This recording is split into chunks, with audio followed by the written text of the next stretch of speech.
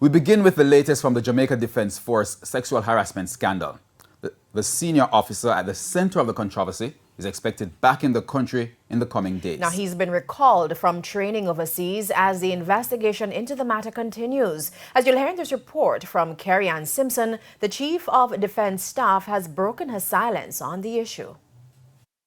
In a recorded message sent to the media, Chief of Defense Staff Rear Admiral Antoinette Weems Gorman was adamant that sexual harassment will not be tolerated in the JDF. The sexual harassment prevention policy was crafted during my tenure as Force Executive Officer in 2018. The current situation, involving multiple reports against the accused, is an indication that service members recognize that I am serious about any breaches against the sexual harassment prevention or any other policy. According to the JDF's sexual harassment policy, any form of sexual harassment, be it verbal, non-verbal, physical, written, visual or graphic, is unacceptable conduct.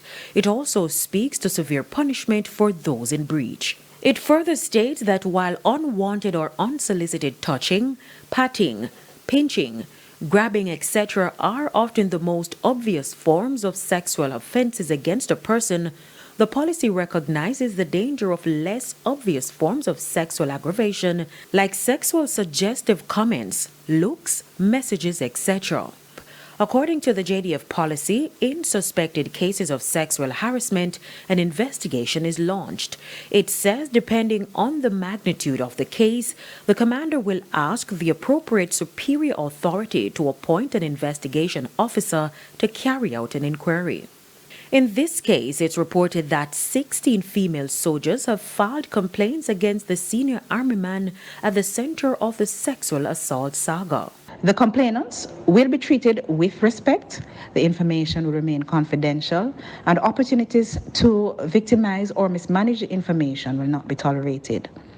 I'm urging anyone that has information about this case or any other breach against any service member or JDF policy to come forward.